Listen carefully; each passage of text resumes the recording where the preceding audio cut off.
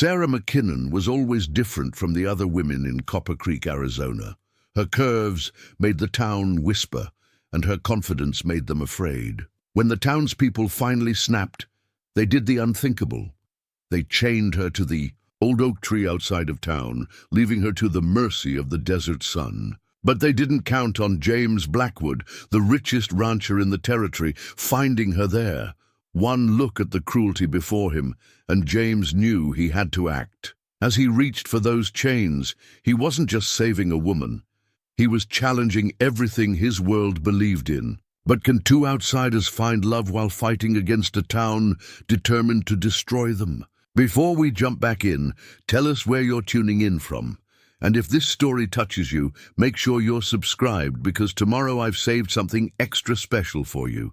1 week earlier, Sarah's fingers traced the worn leather binding of her mother's diary, its pages yellow with age. The morning sun streamed through her bedroom window, casting long shadows across the wooden floor of her modest home on the outskirts of Copper Creek.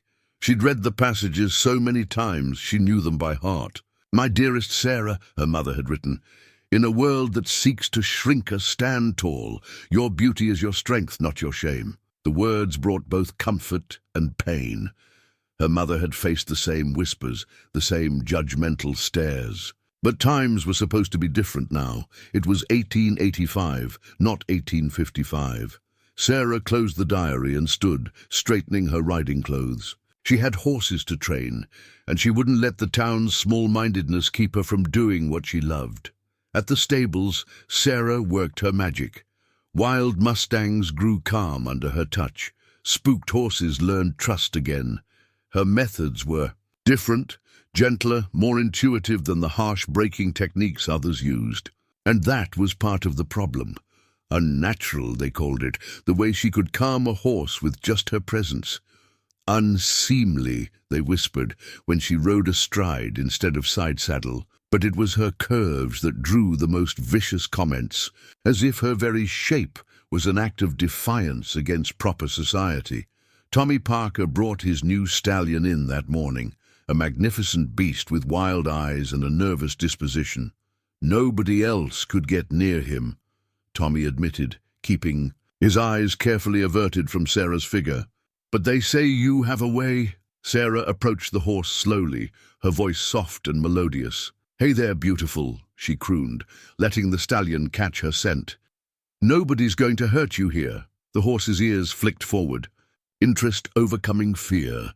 Within minutes, Sarah had her hand on his neck, stroking gently. Tommy watched in amazement as the supposedly untamable stallion nuzzled into her touch. "Miss McKinnon!" The sharp voice of Mrs. Abigail Whitmore, head of the town council, shattered the peaceful moment. The stallion startled, but Sarah maintained her calm, keeping him steady. "Good morning, Mrs. Whitmore," Sarah replied evenly, not taking her eyes off the horse. She could feel the older woman's disapproving glare boring into her back.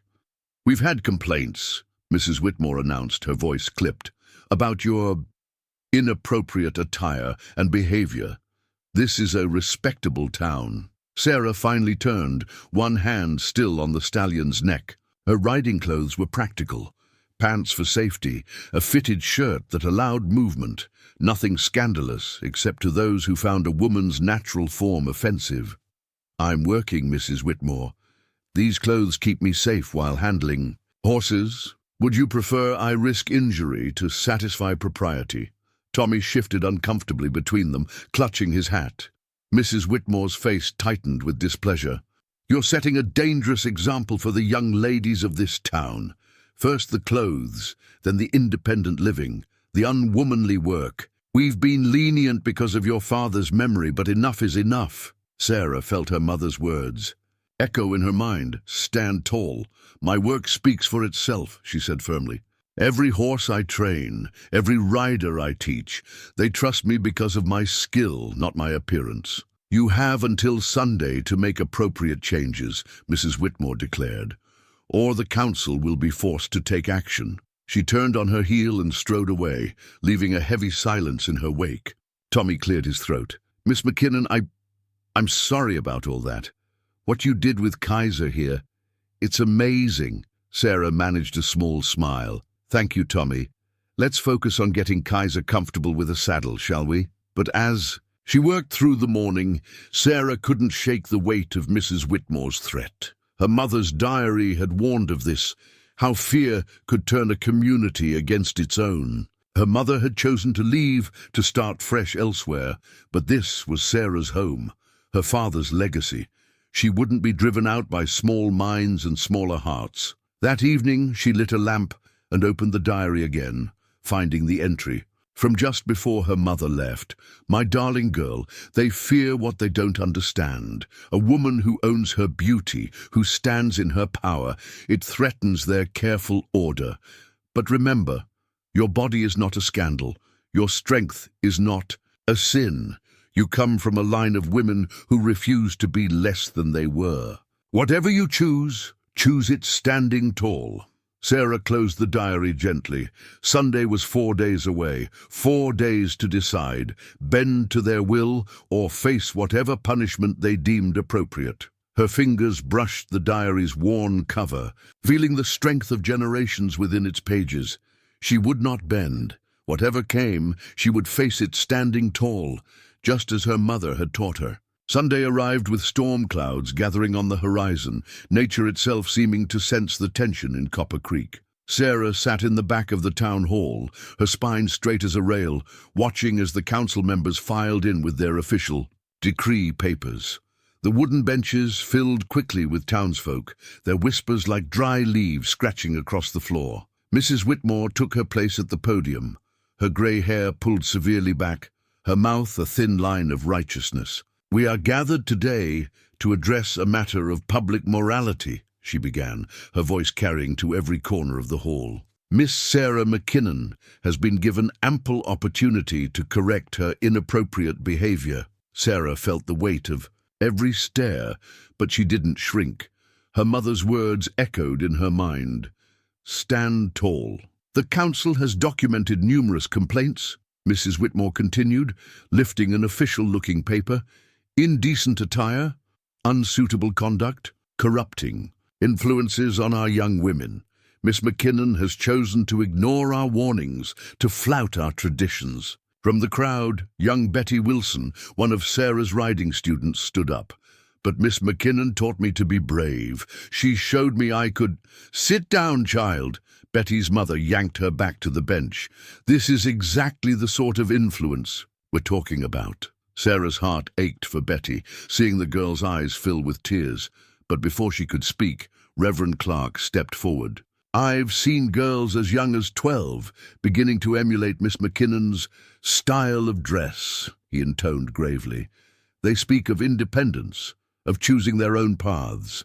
This defiance of natural order cannot continue." The council members nodded, in solemn agreement. Sarah finally rose, her voice clear and steady.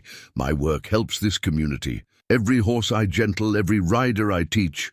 "Silence!" Mrs. Whitmore slammed her hand on the podium. "Your work, as you call it, is no excuse for moral corruption. The council has reached its decision." She unfurled the decree, its official seal gleaming in the lamplight. "Sarah McKinnon, you are hereby declared a public nuisance and moral hazard. Until you demonstrate proper feminine modesty and behavior, you will be barred from conducting business within town limits." Murmurs rippled through the crowd. Sarah stood her ground. "You can't do this. I have contracts, obligations. Furthermore," Mrs. Whitmore continued, her voice rising, "to prevent further corruption of our youth, you will be restricted from public spaces where your influence might spread." "This is madness," Sarah protested. "You're punishing me for existing in my own skin." "Remove her," Mrs. Whitmore ordered. 2 men stepped forward, the sheriff's deputies looking uncomfortable but determined. Sarah backed away. "Don't touch me. I'll leave on my own." But as she turned to go, she heard Mrs. Whitmore's final pronouncement. "The council has determined that mere restrictions are insufficient. More dramatic measures are required to demonstrate the consequences of such brazen defiance." Sarah never saw who struck the first blow. There was a sudden rush of movement, hands grabbing her arms, voices raised in righteous fervor. She fought, but there were too many. The last thing she saw was Betty Wilson's terrified face as they dragged her from the hall. Through it all, the decree lay on the podium, its official language sanitizing the brutality it authorized. To be made an example of by such methods as the council deems necessary for the moral protection of the community. They took her in the night, away from prying eyes, to the old oak tree outside of town. The chains were cold against her skin, their metallic clink a mockery of justice. As they left her there, Mrs. Whitmore stepped close one last time. "When you're ready to accept your proper place," she whispered, "to dress and behave as a lady should, you'll be released." Sarah lifted her chin, meeting the older woman's gaze. "My proper place is wherever I choose to stand."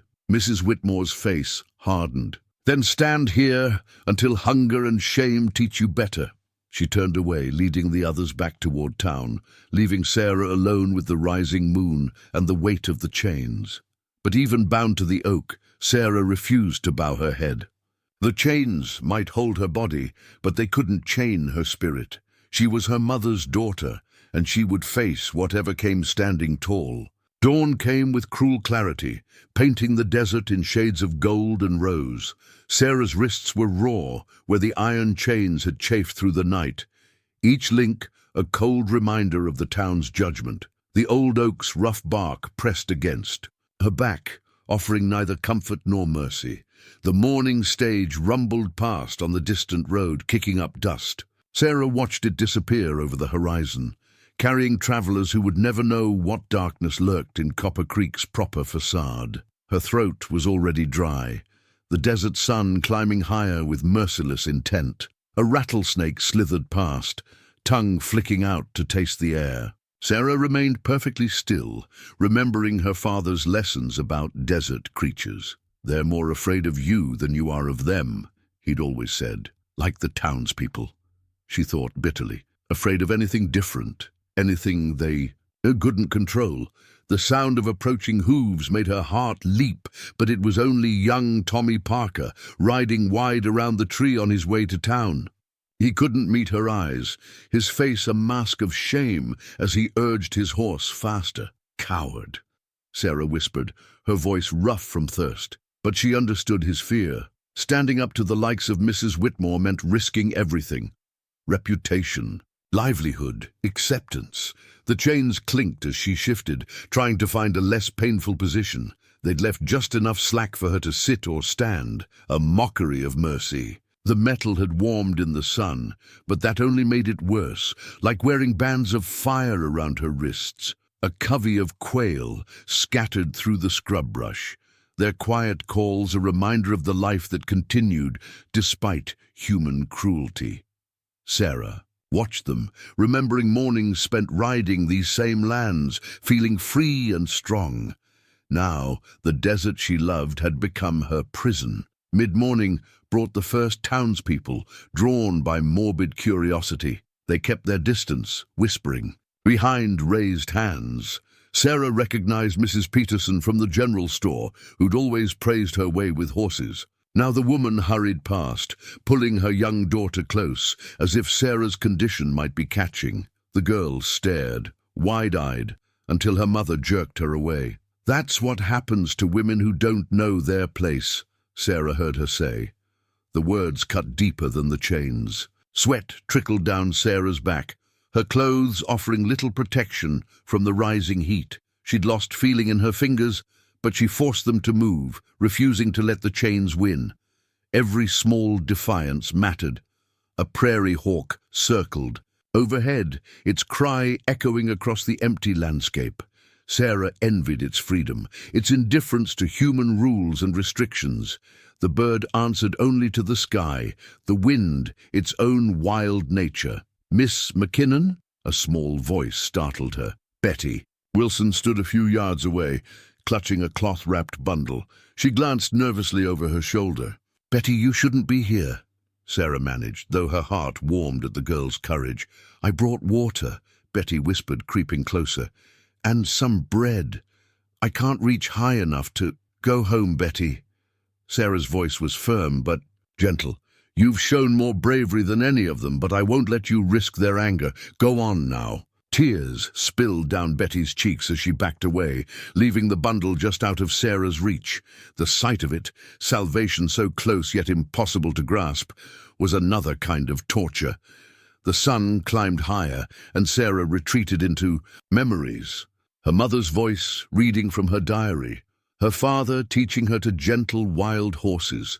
The first time she'd ridden astride, feeling the power and freedom of moving as one with her horse. The chains couldn't touch those memories. They couldn't change who she was, who she'd chosen to be. Each link represented their fear, their need to control, their desperate clinging to outdated ideas.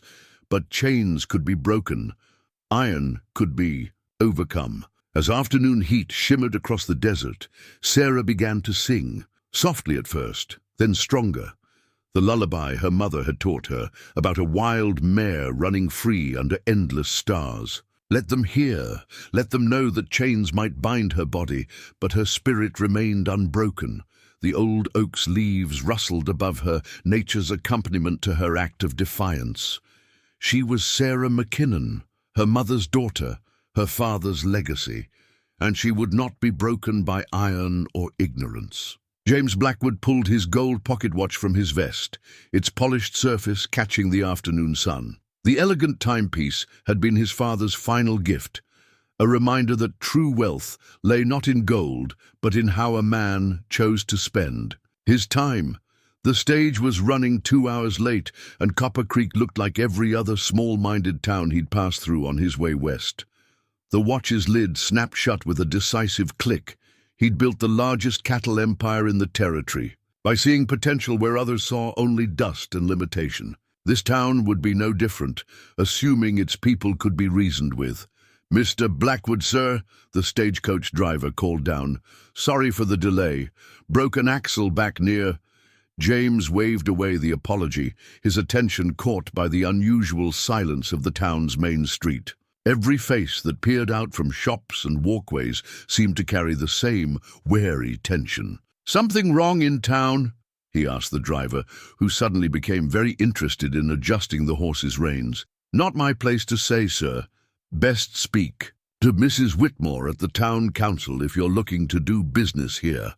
James's fingers traced the edge of his watch chain thoughtfully. He'd learned to read people like others read ledger books, and everything about this town's atmosphere spoke of secrets and shame. The Silver Dollar Saloon offered the best vantage point for observation, and James settled at a corner table with a clear view of the street. The whiskey was awful, but the gossip proved invaluable.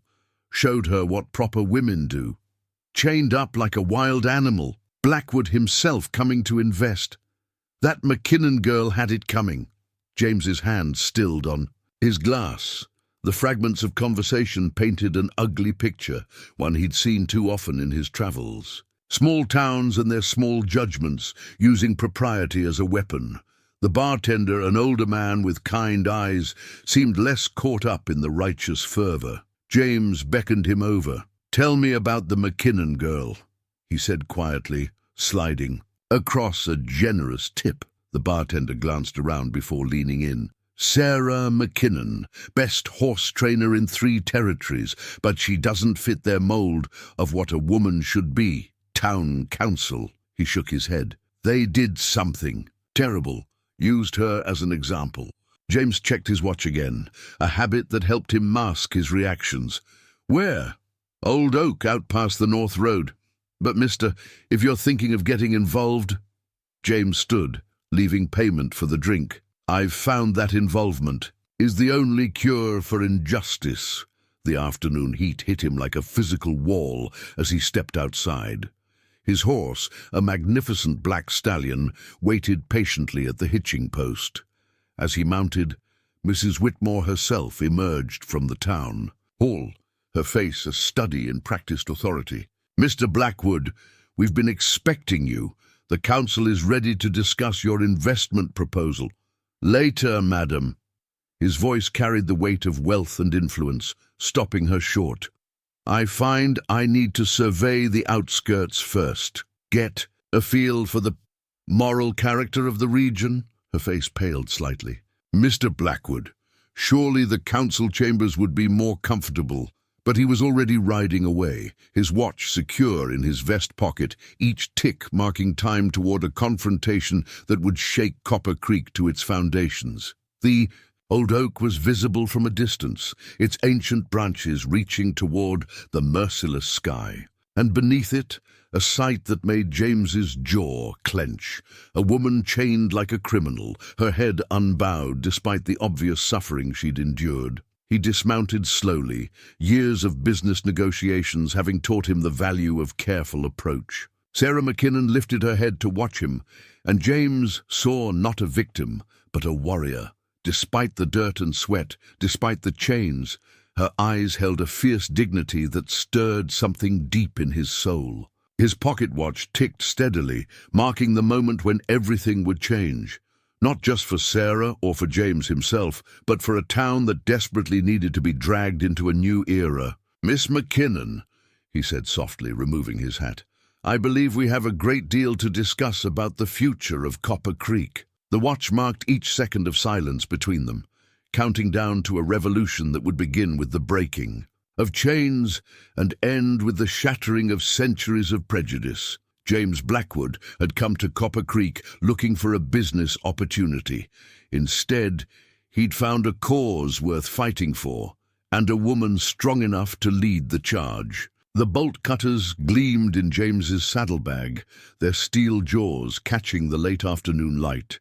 He'd started carrying them years ago, after finding too many gates locked against progress, too many fences built to keep people in their supposed place. "They'll come after you too," Sarah warned, her voice hoarse from thirst. "Copper Creek doesn't take kindly to those who defy its rules." James pulled his canteen free, holding it carefully to her cracked lips. "Let them come. I've dealt with worse than small-town tyrants." The water was warm but clean, and Sarah drank deeply. When she finished, her eyes met his with unwavering directness. "Why are you doing this?" Instead of answering immediately, James reached for the bolt cutters. Their weight was familiar in his hands, solid and certain as his purpose. "My mother was like you," he said quietly. "Too bold, too beautiful, too unwilling to shrink herself to suit others. They didn't chain her to a tree, but they broke her spirit other ways." The first chain snapped with a sharp crack that echoed across the desert. Sarah's right hand fell free, blood slowly returning to her fingers. "I swore I'd never stand by and watch it happen to another woman," James continued, moving to the second. "A chain, no matter the cost." Sarah flexed her freed hand, wincing at the pain. "Your investment plans can wait." The second chain gave way. "Some things matter more than money." Sarah stumbled as the last restraint fell away, her legs weak from standing. James caught her arm, supporting but not confining. The difference wasn't lost on her. "My horses," she said, trying to take a step. "My home will still be here after you've recovered." James's voice was firm. "Right now, you need medical attention and safe shelter." A cloud of dust on the horizon caught their attention, riders approaching from town. News traveled fast in places like Copper Creek. "They're coming," Sarah said, but there was no fear in her voice, only determination. James helped her mount his stallion, then swung up behind her, the bolt cutters he left at the base of the tree, a message and a warning to those who would follow. "Hold tight," he murmured, and felt her straighten against him, refusing to slump even in her exhaustion. The stallion responded to his touch, turning toward the open desert. "My mother's diary," Sarah said suddenly. "In my house. I can't leave it." "We'll come back for it," James promised, "and for everything else they tried to take from you.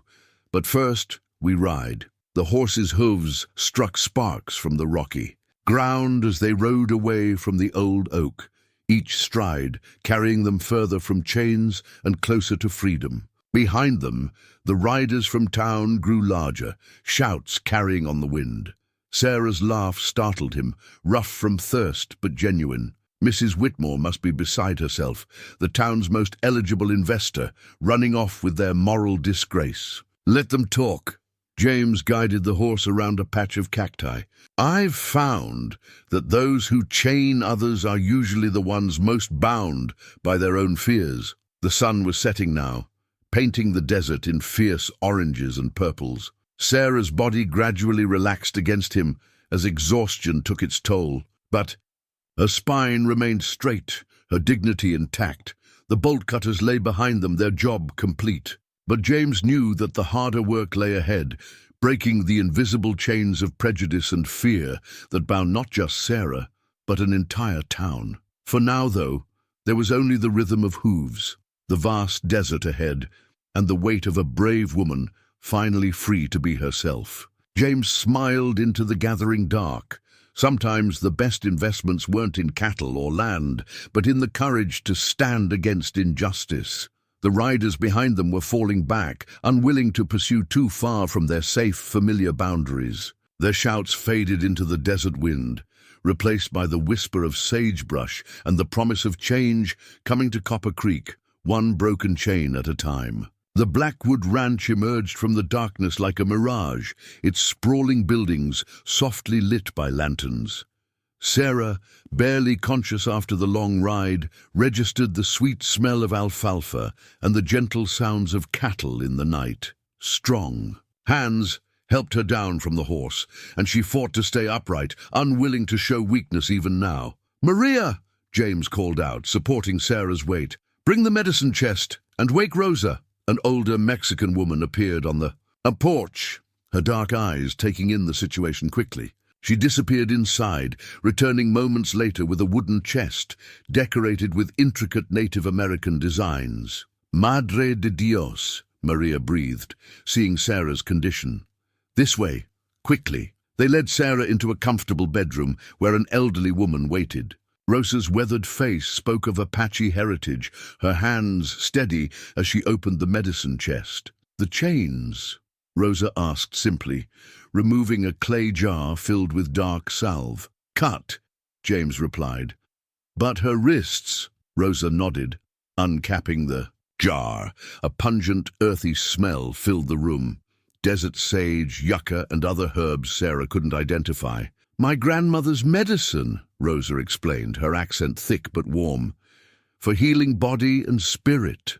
The salve stung at first, then brought blessed numbness to Sarah's raw wrists. Rosa worked in silence, her gentle touches carrying decades of inherited wisdom. Maria bustled about with water and clean cloths, murmuring prayers in Spanish. "Your people?" Sarah managed, watching Rosa's sure movements. "They understand about being judged by others." Rosa's hands paused briefly. "See, and about surviving, about keeping our ways, our strength."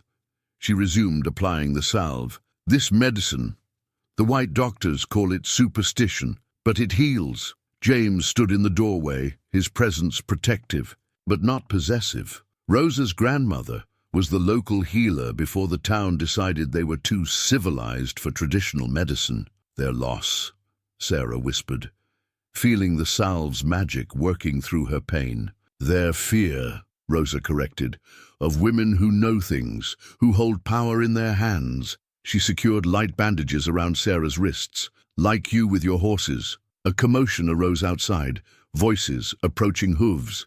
James straightened. "Stay with her," he told the women, striding out to meet the disturbance. Maria moved to close the heavy curtains, but Sarah stopped her. "No, I want to see." Through the window, she watched James confront 3 riders in the yard. Even at this distance, she recognized Sheriff Mills's distinctive hat. "This is private property," James's voice carried clearly in the night air. "We've come for the McKinnon woman," Mills replied. "This doesn't concern you, Blackwood." "Everything on my land concerns me." James's tone could have frozen water, including those who trespass on it. The sheriff shifted uncomfortably in his saddle. "The town council has no authority here, or have they forgotten who holds the water rights they depend on?" Rosa's soft chuckle drew Sarah's attention. The older woman's eyes gleamed with approval. "He is like the wolf," she said, securing the last bandage.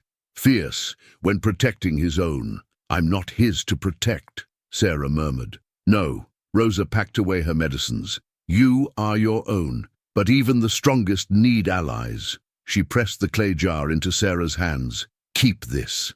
Use it for the outer wounds. For the inner ones, she touched Sarah's heart. Those heal differently. The jar felt warm, despite its clay surface. Sarah recognized the designs painted on it, similar to those on the medicine chest, telling stories of healing and renewal. Outside, the sheriff and his men were retreating, their horses' hooves fading into the night. James returned, his face tight with controlled anger. "They won't be the last," he said. "I know." Sarah held up the jar of salve. "But we have medicine."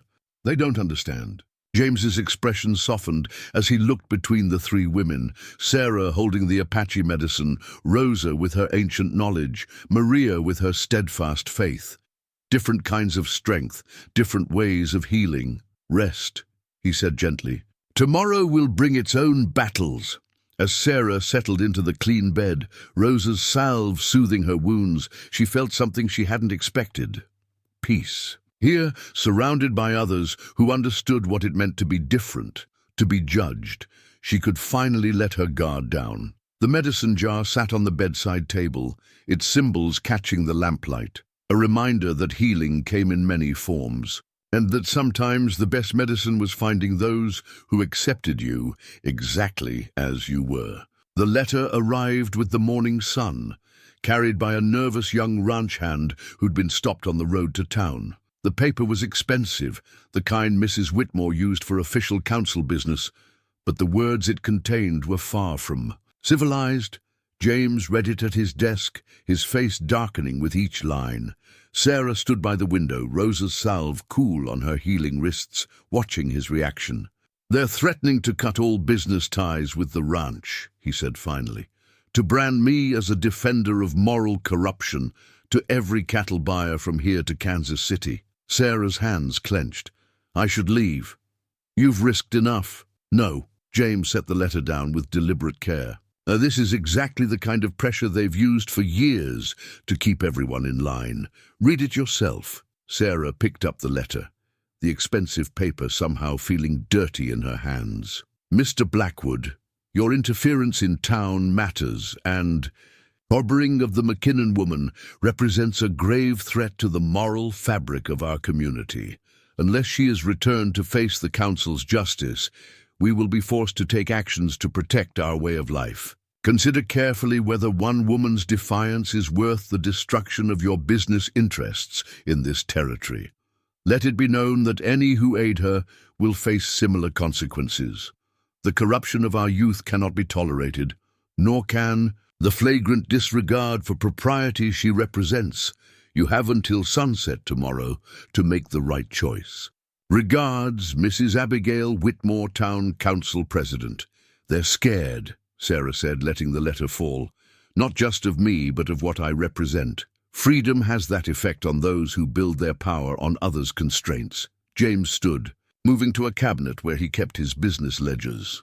But they've miscalculated badly. He pulled out several books, laying them open on his desk. The town's prosperity doesn't rest on their moral authority. It rests on water rights, grazing agreements, and transport contracts.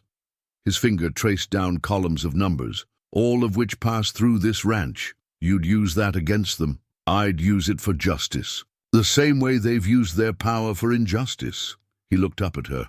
Unless you'd rather I didn't. Sarah touched her bandaged wrists, remembering the bite of chains. Fighting power with power. It feels like becoming them. Maria appeared.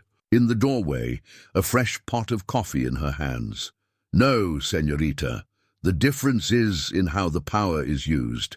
For freedom or for chains. As she poured the coffee, more riders appeared on the road to the ranch. Through the window, Sarah recognized Betty Wilson's father among them, his face grim. They're trying to rally support, James observed. Turn the whole town against us. Against me, Sarah corrected. Your ranch hands, your workers, they have families in town. This fight could cost them everything. As if to prove her point, they heard raised voices from the bunkhouse. Through the open window came fragments of argument. Can't risk my kids being outcasts. Ain't right what they did to her. Gotta think of our own. James's jaw tightened. I won't force anyone to stay, but I won't bow to their threats either. Rosa appeared silently beside Maria. the medicine chest in her arms. "In my village," she said softly, "when the soldiers came to civilize us, some thought surrender would save them. It only taught the soldiers they could take more." Sarah picked up the letter again, feeling the weight of all it represented. "So we fight, but not their way." Her mind worked quickly. "They fear me because I show young women a different path. So let's show them more paths." James raised an eyebrow. "What are you suggesting?" "Open the ranch, not just to cattle buyers, but to anyone seeking refuge from their moral authority. Other women they've tried to chain, people like Rosa with wisdom they've rejected. Make this place what they fear most, proof that their way isn't the only way." The approaching riders were closer now, dust rising behind their horses. But Sarah stood straighter, her voice growing stronger. "Let them send their threats. Every woman they've silenced, every person they've pushed aside, we'll show them. All that chains can be broken." The morning sun caught the letter's expensive paper, and Sarah deliberately tore it in half. "They wanted to make me an example," she said. "So let's give them one they never expected." The leather-bound manual was worn at the edges, its pages filled with Sarah's careful notes and drawings. Years of observations about horse behavior, training techniques, and the delicate art of building trust, all captured in ink and experience. She hadn't been able to grab it during her ordeal, but James had sent one of his most trusted hands to retrieve it from her house, along with her other essential belongings. Now, standing in the ranch's main corral, Sarah opened the manual to a fresh page. A crowd of ranch hands gathered at the fence, their initial skepticism giving way to curiosity as she approached the newly arrived Mustang, a gorgeous black stallion that had already injured 2 would-be trainers. "The old ways say break their spirit," Sarah explained, letting the stallion catch her scent. "My father taught me different. Watch their spirit, learn from it, work with it." The horse's ears flicked forward, nostrils flaring. Sarah stood quietly, her body language open and calm. Behind her she heard the scratch of pencil on paper. Young Miguel, one of the ranch hands, taking notes. "Every horse speaks," she continued, taking a slow step forward. "Through their ears, their eyes, their movements.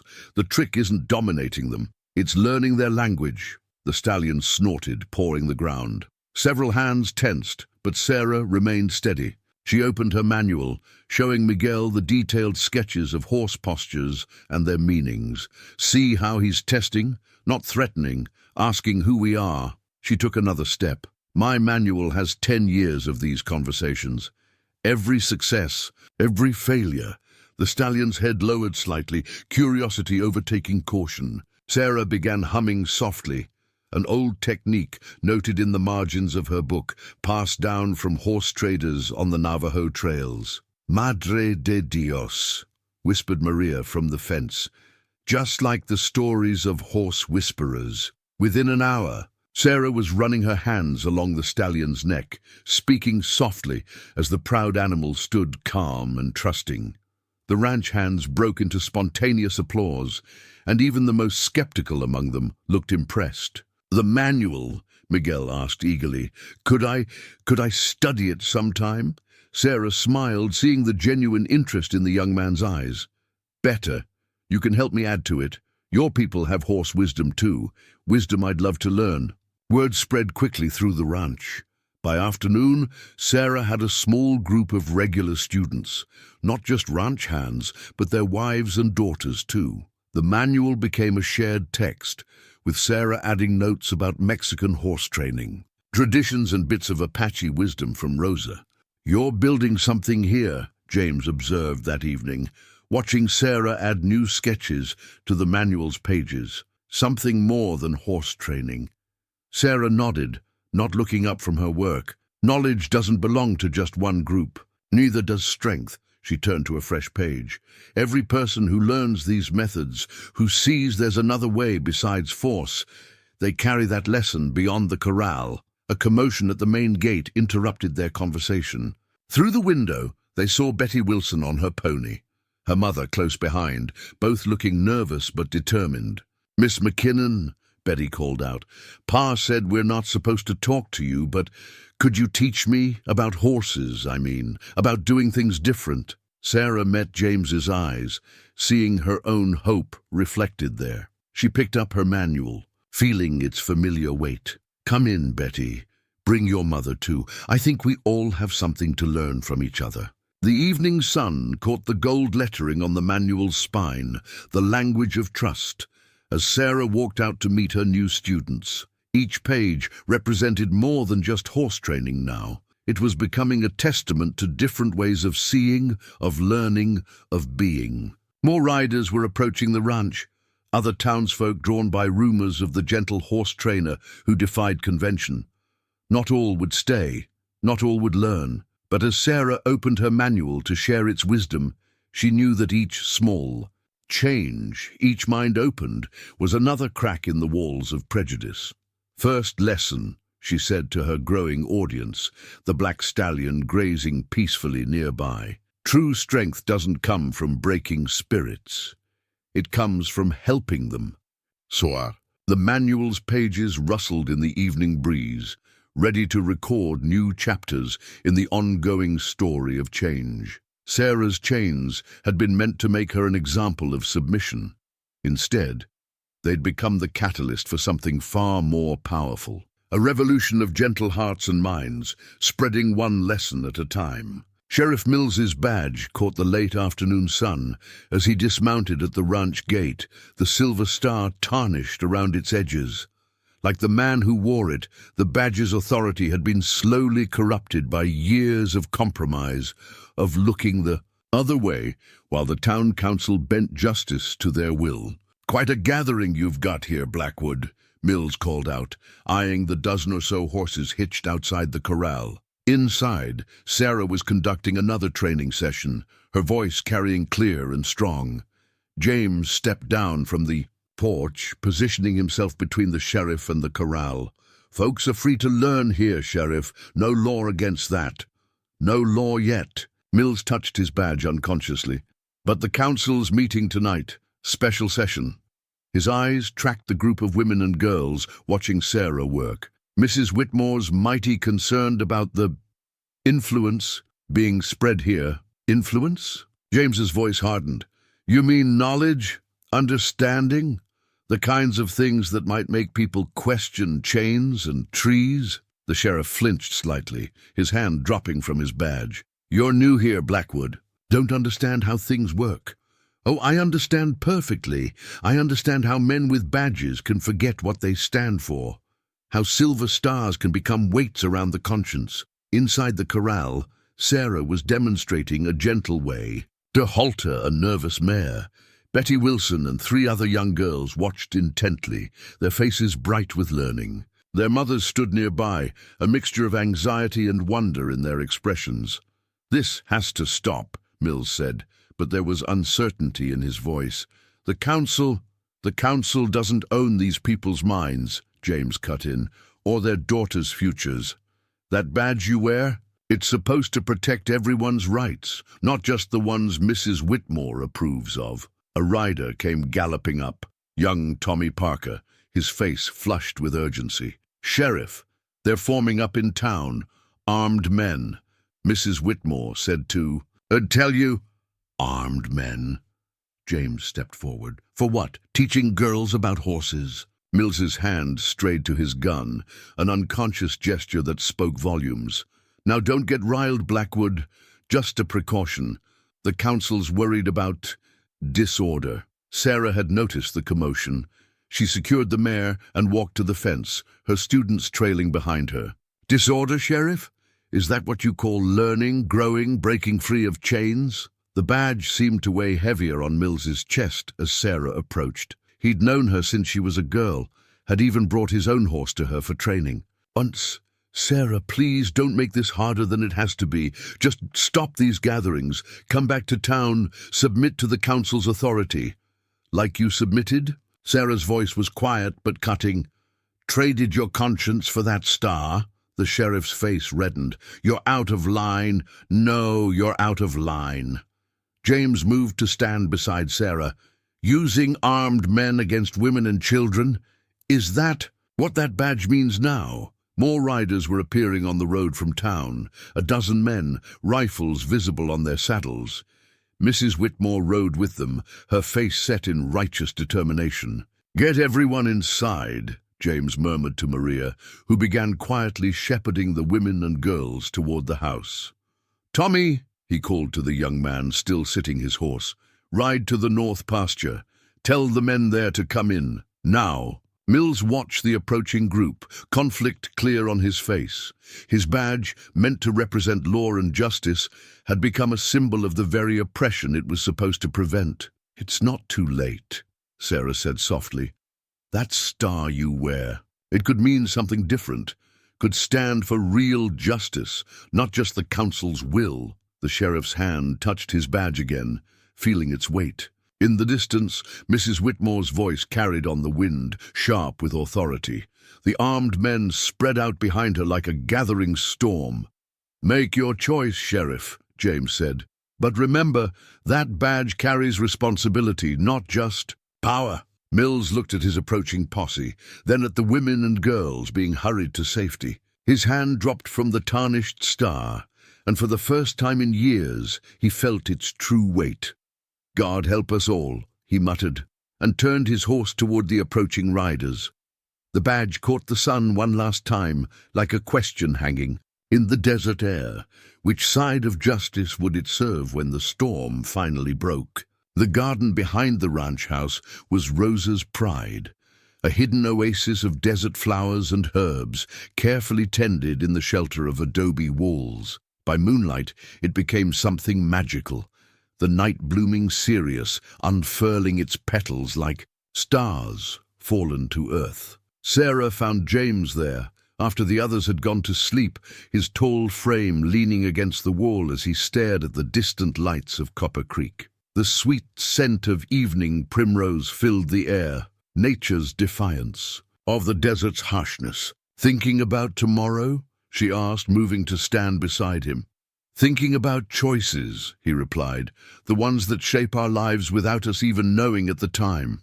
He turned to look at her, his face soft in the moonlight, like stopping. At that oak tree, a night bird called somewhere in the darkness. Sarah touched one of Rosa's flowering cacti, marveling at how something so delicate could grow from something so strong. "Why did you stop?" she asked. "Really?" James was quiet for a moment, considering. "I saw myself in that moment, not as I am now, but as I could have been. The man who rides past, who tells himself it's not his concern." His hand found hers. "In the darkness, I didn't like that man. And now, with armed men coming, your business threatened. Now I understand something my father tried to teach me." He led her to a small bench nestled among the flowering plants. "He built our ranch. Empire from nothing, but at the end he said true wealth isn't in what you own. It's in what you stand for." Sarah felt the warmth of his hand in hers, so different from the cold chains that had bound her. "Your mother," she said softly. "You mentioned she was like me, strong, beautiful, unwilling to be less than herself." His voice caught slightly. "The town she lived in didn't chain her to a tree.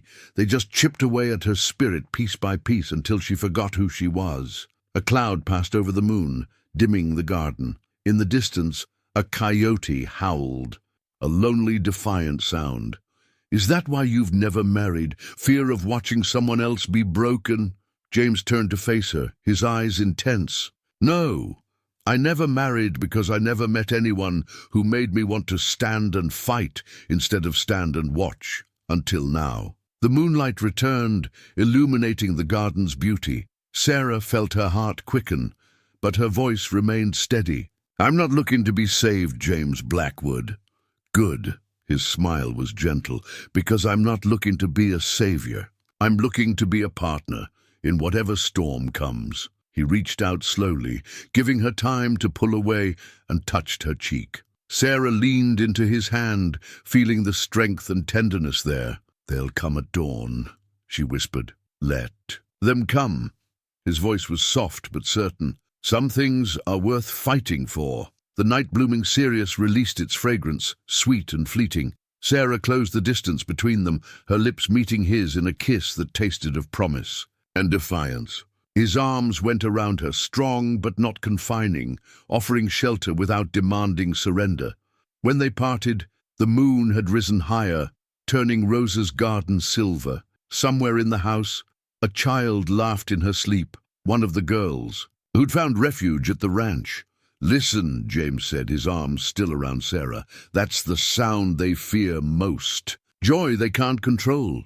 Freedom they can't chain." Sarah rested her head against his shoulder, breathing in the desert night. "My mother used to say that love is like water in the desert, precious because it's rare, powerful because it creates life where none should exist." The garden stood testament to that truth, roses blooming in dust, beauty thriving against all odds, like their own hearts, opening despite the harshness around them. "Whatever comes tomorrow," Sarah said, "we face it together. Not as savior and saved, but as equals." James's answer was another kiss, gentle as moonlight on roses.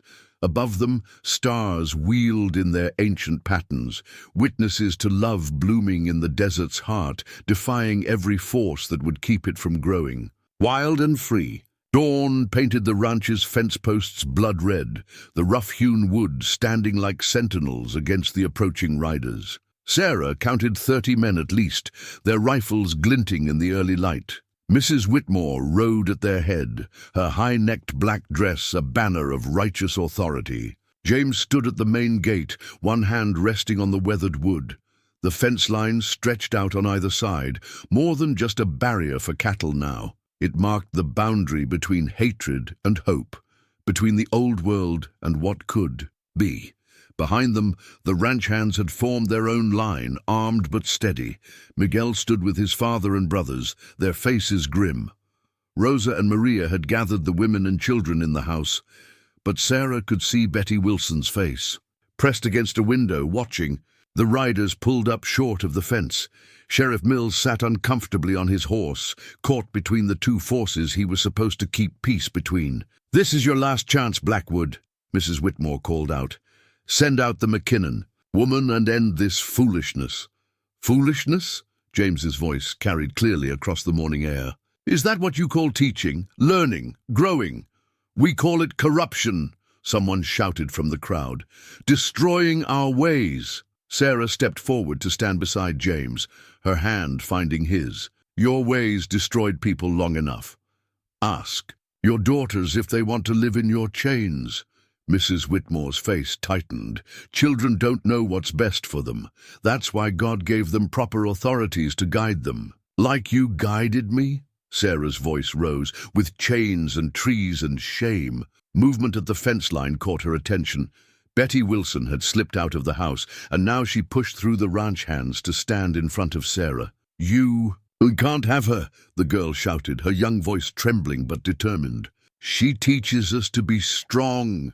"Betty Wilson," her father pushed his horse forward, "get back in that house right now." "No, Pa."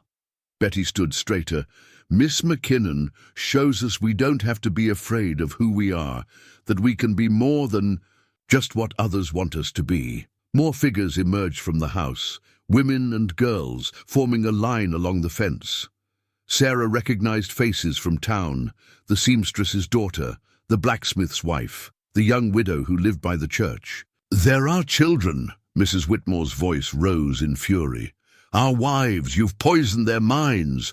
"We've opened their eyes," Sarah called back. "The poison was already there, in your rules, your chains, your fear of women who dare to be free." The ranch fence creaked as men shifted in their saddles, some looking uncertainly at the women they'd come to save. Sheriff Mills pushed his horse forward, his badge catching the morning light. "Think carefully," he said, addressing both sides. "Bloodshed here won't wash away easy." "No one needs to bleed," James replied. "This fence marks our land. Cross it with violence, and you're no longer righteous men defending tradition. You're armed attackers threatening women and children." Sarah saw the impact of his words. Some of the men looked away, suddenly uncomfortable with their role in this moral crusade. "The law," Mrs. Whitmore began. "The law?" James cut in. "Let's talk law, Mrs. Whitmore. About water rights this town depends on. About grazing agreements that keep your cattle fed. About contracts that could disappear with one telegram to my lawyers in Denver." A murmur ran through the crowd. Mrs. Whitmore's face flushed with rage. "You'd destroy this town's livelihood? For her? For them?" James gestured to the line of women and girls along the fence. "For every person you've tried to chain, shame, or silence, this fence marks a boundary you've created between fear and freedom. Choose which side you want to be on." The morning sun climbed higher, harsh light revealing the doubt on many faces. Betty's father swung down from his horse, walking slowly to the fence. "Betty," he called softly, "you really feel that strongly about this?" "Yes, Pa." Betty's voice was stronger now. "Miss McKinnon teaches us that being strong isn't wrong, that we can be brave and still be good." He looked at his daughter for a long moment, then turned to the other riders. "My girl's got more sense than all of us. I'm not raising arms against children learning to be strong." More men began dismounting, stepping away from Mrs. Whitmore's crusade. The fence line stood between them like a mirror, reflecting back the truth of what they'd become and what they could choose to be instead. Sarah squeezed James's hand, watching the future balance on the edge of a weathered fence post. The morning wind carried the scent of sage and promise, whispering of change that couldn't be chained. Sarah's lasso hung coiled at her saddle, the rope worn smooth from years of gentle use with frightened horses. She'd never used it as a weapon, until today. As Mrs. Whitmore's remaining loyalists surged forward, Sarah swung into her saddle, the familiar weight of the rope ready at her hip. "Take them!" Mrs. Whitmore's voice cracked with hysteria. "Before they corrupt the whole territory."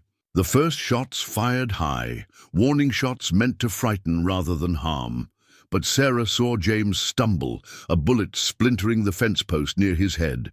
Without thinking, her lasso spun out, catching the rifle of the nearest attacker and yanking it from his hands. "That's enough," she shouted, the rope already coiling back for another throw. "No more weapons, no more force. Face us as equals or leave." Her horse, sensing her intention, moved with perfect precision. The lasso flew again, this time looping around Mrs. Whitmore's waist. Sarah didn't pull. She didn't need to. The message was clear. The woman who had ordered her chained was now at her mercy. "How dare you?" Mrs. Whitmore sputtered, trying to free herself. "This is assault." "No," Sarah called back, holding the rope steady. "This is justice. The difference is I won't use it to chain you. I'm giving you a choice." Around them, the battle had taken on an almost surreal quality. Ranch hands disarmed the remaining attackers with swift efficiency, while the women from the house formed a human chain across the yard, protecting the children behind them. James had recovered, blood trickling from a scratch on his cheek. "Sarah's right," he said, his voice carrying across the chaos. "Choose now. All of you. Are you men of violence or men of conscience?" The sheriff finally spurred his horse forward, positioning himself between the two groups. His badge caught the morning sun as he drew his pistol, and then slowly, deliberately laid it on the ground. "Enough blood," he declared. "Enough chains. Mrs. Whitmore, call off your men before someone dies for your pride." Sarah kept the lasso loose but ready, watching Mrs. Whitmore's face contort with the realization that her power was slipping away. The woman who had commanded such fearful respect now looked small, her righteousness crumbling in the face of real strength. "You can't win," Sarah told her quietly. "Not because of this rope, but because your time is ending. The daughters you tried to keep small are standing tall. The women you tried to silence are finding their voices." Betty Wilson darted out from behind the human chain, running to her father, who had remained neutral by the fence. He scooped her up, holding her close, his eyes full of sudden understanding. "My girl," he whispered loud enough for others to hear. "What kind of father threatens war to keep his daughter from growing strong?" More men lowered their weapons. Mrs. Whitmore's face crumpled as she watched her moral crusade dissolve in the morning light. The town council, she began. "We'll meet today," the sheriff interrupted, "to discuss new leadership. Leadership that understands the difference between tradition and tyranny." Sarah finally loosened her lasso, letting it fall away from Mrs. Whitmore. The rope that had been her tool for gentling wild horses had served a different purpose today, showing that true power lies not in binding others, but in knowing when to let go. The remaining fighters began to retreat, leaving Mrs. Whitmore isolated on her horse. She looked around wildly, seeing former allies backing away, mothers embracing daughters they'd come to save, men choosing love over fear. "This isn't over," she declared, but her voice wavered. "You're right," Sarah agreed, coiling her lasso with practiced ease. "It's just beginning. A new chapter, where girls grow up free and strong, where women stand tall without shame, where power serves justice instead of fear." James moved to stand beside Sarah's horse, his hand resting on her leg. Together, they watched Mrs. Whitmore turn her horse and ride away, her black dress no longer a banner of authority, but a shroud for dying prejudice. The lasso hung quiet now, its work done. Sarah looked at the faces around her, the women standing, proud, the men choosing courage over conformity, the children watching wide-eyed as the world changed before them. The rope that had once been used for gentling horses had helped gentle human hearts instead, proving that the tools of bondage could become instruments of freedom in the right hands. The Copper Creek Gazette's printing press clattered to life, its rhythmic thudding echoing through the early morning streets. Editor Thomas Webb, who had spent years printing Mrs. Whitmore's carefully worded moral guidance columns, now stared at a very different headline: "Chains of Change, the true story of Sarah McKinnon." The article below told everything: the cruel punishment, the resistance at the ranch, the transformation of hearts and minds. But most importantly, it carried the voices that had been silenced for so long. "Miss McKinnon showed me that being strong isn't being bad," read Betty Wilson's quote. "She taught me that a girl can be brave and still be good." More papers arrived, from neighboring towns, drawn by rumors of the confrontation. Their headlines ranged from sensational, "Frontier Town's War Over Women's Rights," to thoughtful, "Change Comes to Copper Creek, a Lesson in Progress." Sarah kept every paper watching. As the story spread beyond their small corner of the territory, letters began arriving at the ranch, from other women who had faced similar persecution, from fathers questioning their own rigid beliefs, from young girls dreaming of different futures. "They're calling it the Copper Creek Revolution," James said, spreading the latest papers across his desk. "Though I notice they're a bit unclear on whether you use that lasso for good or ill." Sarah smiled, reading a particularly colorful account from the Denver Post. "Let them wonder. The truth is in the changes we're seeing, and changes there were." The town council, with Sheriff Mills's firm guidance, had suspended Mrs. Whitmore's authority pending a formal review. More women were wearing practical riding clothes without fear of condemnation. The ranch's training sessions had become a legitimate school, with families from 3 territories sending their daughters to learn. "Look at this," James said, holding up a letter. "The governor's wife is interested in visiting. Says it's time these antiquated practices of punishment were addressed territory-wide." The printing press kept churning, each edition of the Gazette marking another step forward. Thomas Webb, finding his conscience along with his courage, began a series of editorials examining the town's history of using shame and isolation to maintain control. "We must ask ourselves," he wrote, "whether tradition that chains the human spirit is tradition worth preserving." Sarah stood in the newspaper office, watching the latest edition take shape. The lead type spelled out yet another story of transformation. The town council's decision to hold new elections, with women eligible to serve for the first time. "Never thought I'd see the day," Webb admitted, adjusting his ink-stained spectacles. "Mind writing a piece for us? About your methods with horses?" Folks are starting to see the connection between gentle training and gentle governance. Outside, Sarah could hear the paper boys already calling out headlines from the previous edition. Copper Creek leads territory in reform.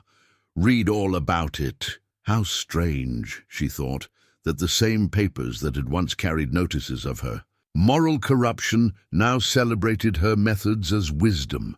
The power of words, like the power of chains, depended entirely on how they were used. A group of young girls passed by the newspaper office window, dressed in practical riding clothes, headed for their lessons at the ranch. They walked tall, unburdened by shame. Sarah watched them go, remembering her own youth, the weight of judgment, the constant pressure to be less. Your story gave them permission to write their own, Webb said, following her gaze. That's what Mrs. Whitmore never understood. You can't chain a story once it's been told. The printing press continued its steady rhythm, like a heartbeat of change. Each edition carried more voices, more stories of transformation. Women who had silently endured similar treatment began to speak out. Men who had enforced the old ways began to question them. We're not just printing news anymore, Webb observed, holding up the fresh pages. We're printing possibility. Sarah touched the still wet ink, feeling the slight impression of the type. Like the marks left by chains, these impressions would last. But they would tell a different story. A story of breaking free, of standing tall, of changing not just laws, but hearts. The papers spread out across the territory like seeds in the wind, taking root in other towns, other territories, growing into something that couldn't be chained or contained. The simple revolutionary idea that every person deserved to stand free and strong in their own truth. The new town charter lay open on the council chamber table, its fresh ink gleaming in the lamplight.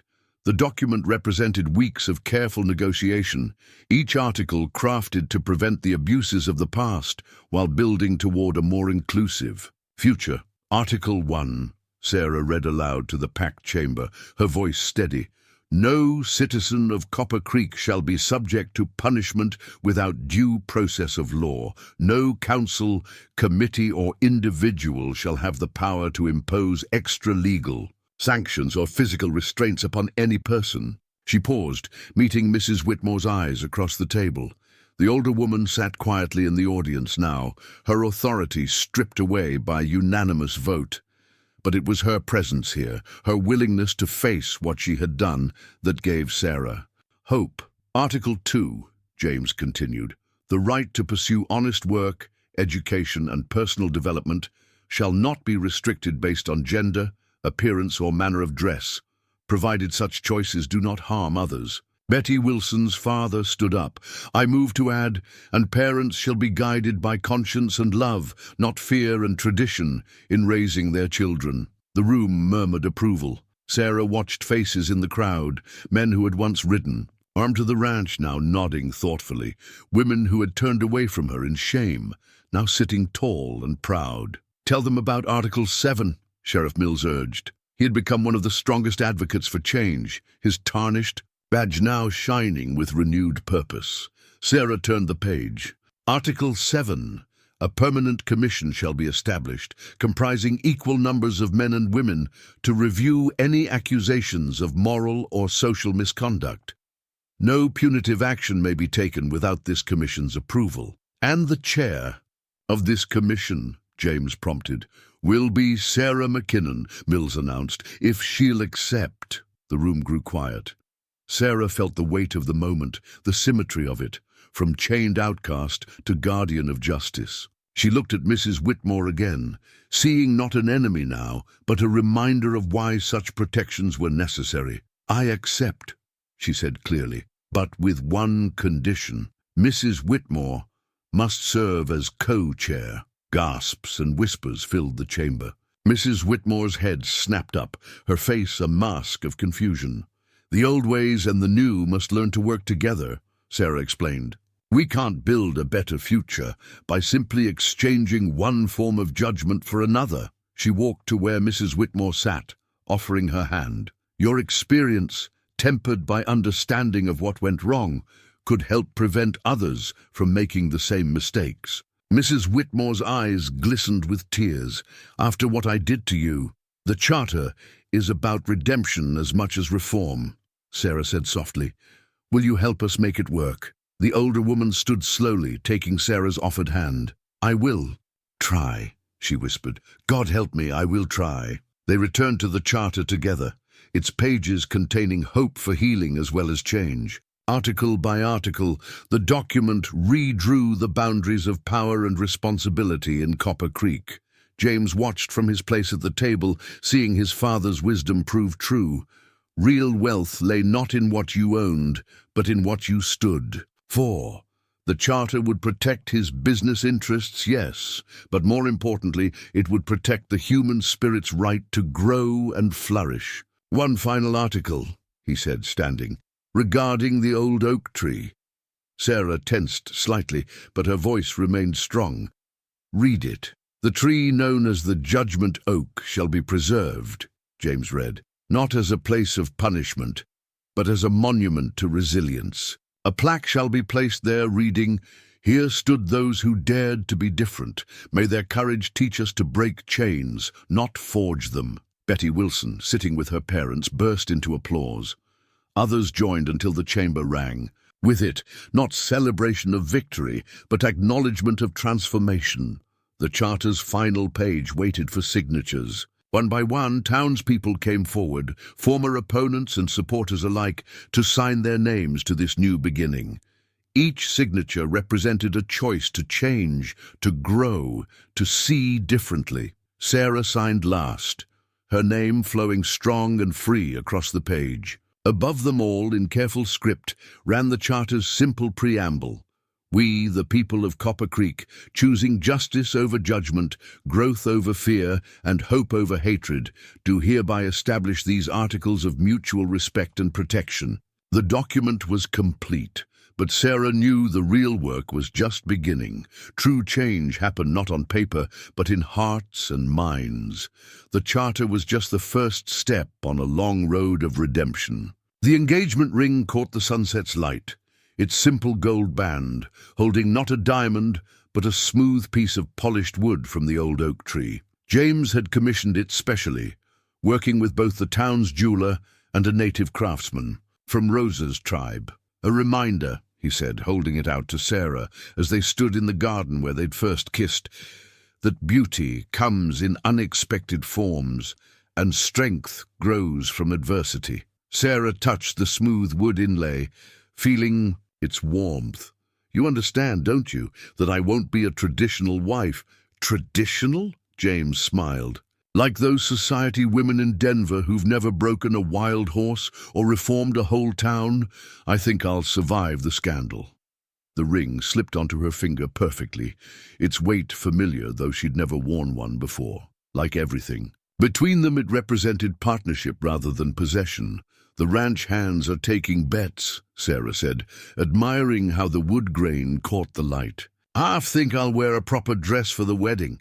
The other half expect me in riding clothes. And what do you expect? I expect to be myself. The woman you fell in love with, not the woman others think I should be. James pulled her close. The garden's evening primrose releasing its sweet scent around them.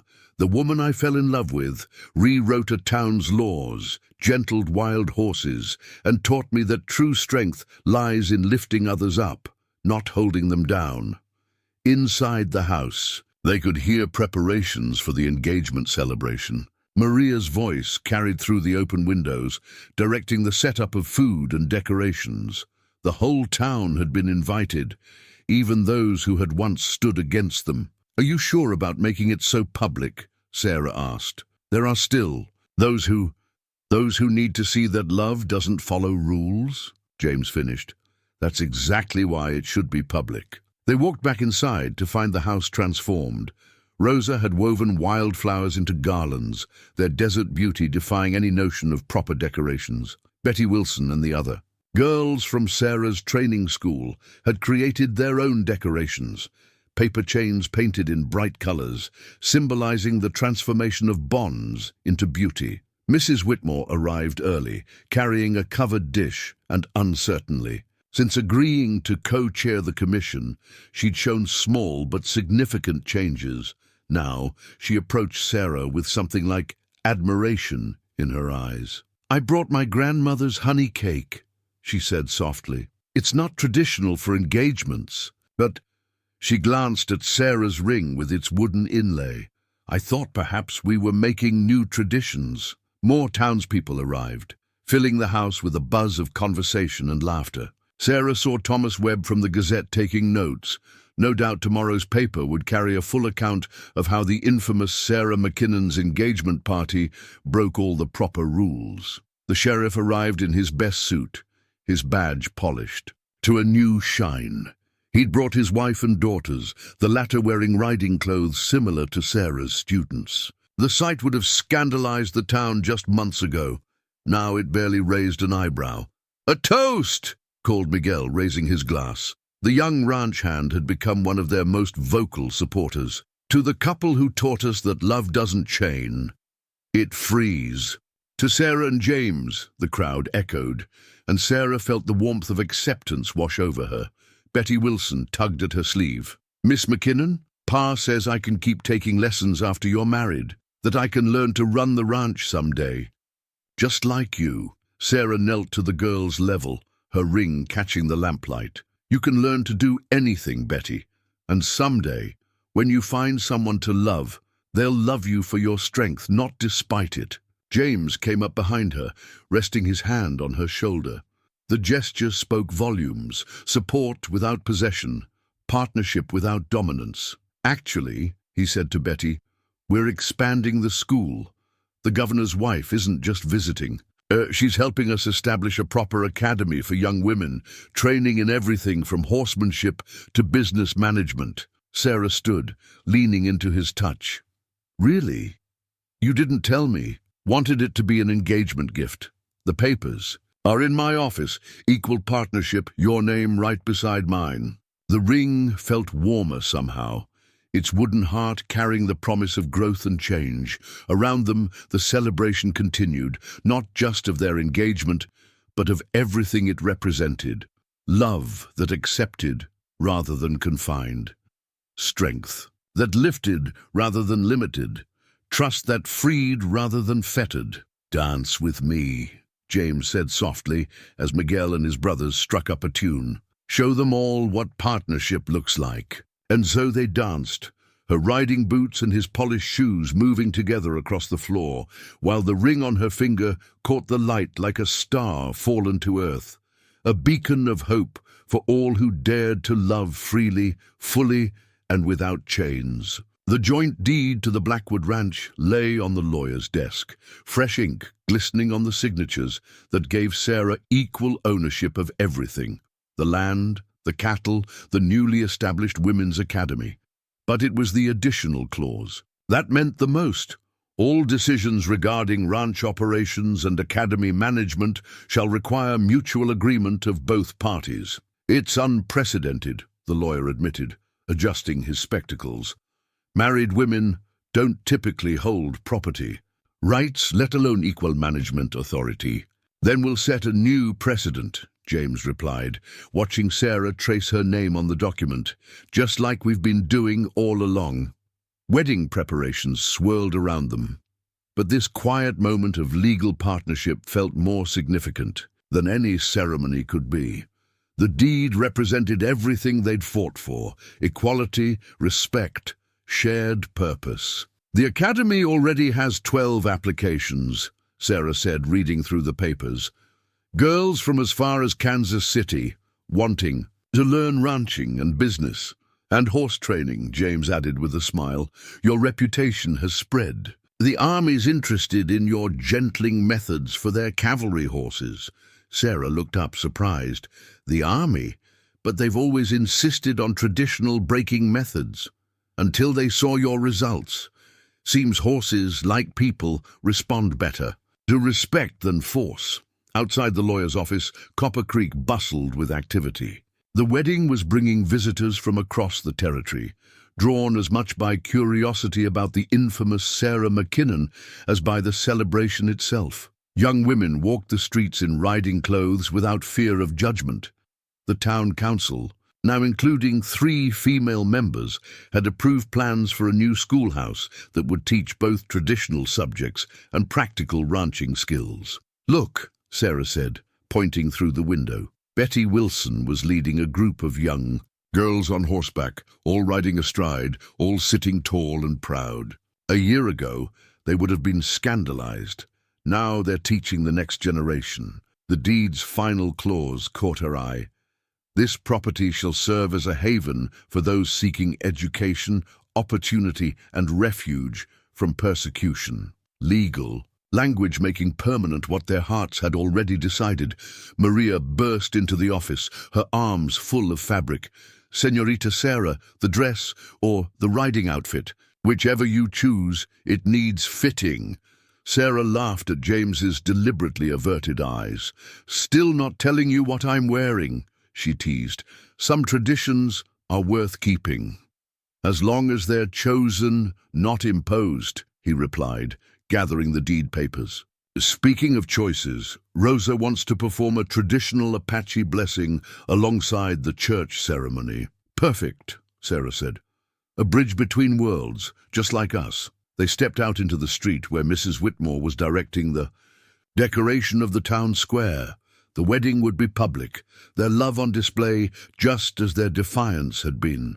Children were weaving flowers through the old chains from the judgment oak, transforming symbols of oppression into art. "Miss McKinnon," Betty called out, dismounting gracefully, "we've been practicing a special riding display for your wedding. Will you watch us rehearse?" Sarah glanced at Maria's armload of wedding preparations, then at James. He grinned and took the deed papers. "Go. I'll handle the legal details. Partnership, remember?" As Sarah walked toward the training corral, she heard whispers from some visiting women. "That's her, the one who changed everything." The words carried no judgment now, only admiration. The deed would be filed tomorrow, making official what love had already proven. The true partnership meant supporting each other's strengths, sharing both burdens and triumphs. The academy would open the week after the wedding, welcoming young women from across the country to learn, grow, and find their own paths. "Show me what you've learned," Sarah called to her students, watching them guide their horses into formation. Their faces shone with confidence, their backs straight, their spirits free. This was her real legacy, not just the changes in law or custom, but the light in these girls' eyes. Behind her, she heard James talking with the army officers who'd come to observe her training methods. "My wife's techniques," he said, the pride clear in his voice, "are revolutionizing how we think about both horses and humans." Wife. The word felt different now, shaped by the deed's promise of equality, by their shared vision of change. Sarah touched her engagement ring with its wooden heart, feeling the strength of roots growing deep, of love rising tall and free. Tomorrow they would review applications for the academy. Next week they would welcome their first students. The month after, they would host a conference on progressive ranching methods, their future stretched out before them, full of possibility. The deed was just paper, just words. But like the charter before it, it represented something profound. The power of choosing love over fear, growth over stagnation, partnership over dominance. Sarah watched her students ride, their horses moving in perfect harmony with their wishes, and smiled. Some revolutions began with battles. Theirs had begun with breaking chains and would continue with building bridges. The old oak tree stood transformed, its branches now shading a simple marble monument. Where chains had once hung, wildflowers bloomed. The plaque gleamed in the morning sun, its words a testament to how far they'd come. On this spot, courage faced cruelty, and love proved stronger than chains. Let all who rest in this shade remember, true strength lies not in binding others, but in helping them soar. Sarah stood before it on the anniversary of her ordeal, James's hand steady in hers. A year had changed everything. The town, their lives, the very meaning of this place. Young couples now courted beneath the oak's spread branches. Children played here without fear. The tree had become a symbol not of judgment, but of renewal. "Hard to believe it's only been a year," James said softly, touching the plaque. "Sometimes it feels like a lifetime ago." "And sometimes," Sarah replied, "I still feel the chains." "Miss McKinnon, Mrs. Blackwood!" Betty Wilson rode up on her favourite mare, sitting tall and confident in the saddle. Behind her came a stream of riders, the Academy's first graduating class. 20 young women from territories across the West, all riding with the same proud grace that had once scandalized Copper Creek. They carried diplomas alongside their riding crops, proof that education knew no gender. "The governor's wife is here for the ceremony," Betty announced, practically glowing with excitement. "And 3 more territories want to establish academies of their own." Sarah watched her students dismount, remembering each of their arrivals. Some had come shy and stooped, weighted by years of being told to be less. Now they stood straight and strong, ready to carry the revolution of dignity back to their own towns. Mrs. Whitmore approached on foot, her stern black dress replaced by a practical riding skirt. The past year of co-chairing the commission had softened her edges, teaching her that authority could come from respect rather than fear. "The new students are settled in the dormitory," she reported. 45 this term. "We'll need to expand again." "Good," James said. "Change should grow." They gathered around the oak tree for the graduation ceremony. Sarah stood where she had once been chained, but now she raised her voice in celebration rather than defiance. A year ago, this tree represented fear of difference, fear of strength, fear of change, she began. Today, it stands for something else. The courage to grow, to learn, to become who you truly are. The graduates sat tall, their faces glowing, with pride and purpose. Among them were daughters of ranchers, bankers, and tribal leaders, even the sheriff's youngest girl, who a year ago wouldn't have dared dream of such freedom. "You came here to learn about horses," Sarah continued, "but you learned something more. You learned that gentleness isn't weakness, that strength doesn't require cruelty, that being true to yourself is the greatest victory of all." The governor's wife dabbed at her eyes with a handkerchief. Thomas Webb from the Gazette scribbled furiously, documenting this moment for history. Around them, the town had gathered to witness not just a graduation, but a continuation of their shared transformation. "Take what you've learned here," James added, "not just the skills, but the spirit. Show the world that change is possible, that traditions can grow, that love is stronger than fear." Rosa stepped forward, offering each graduate a small medicine pouch, wisdom from her people joining hands with new learning. Maria distributed roses from the garden where Sarah and James had first kissed.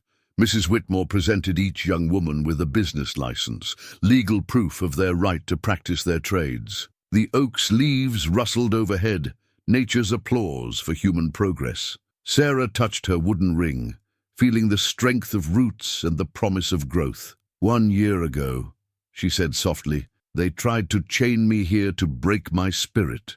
Instead, they planted a seed of change that will flower for generations." As if in answer, a mourning dove landed on the branch where chains had hung, its song pure and free. The graduates raised their diplomas in salute, their futures spreading out before them like open prairie. "Ready to greet the new students?" James asked, offering his arm. Sarah took it, partner to partner, equal to equal. Behind them the oak tree stood tall against the blue sky, its shadows now offering shelter rather than shame, its strength nurturing growth rather than enforcing limits. They walked together toward the future they'd built, leaving the old oak to its new purpose, not as a place of judgment, but as a monument to the eternal truth that love, dignity, and courage will always break chains, always open hearts, always light the way toward change.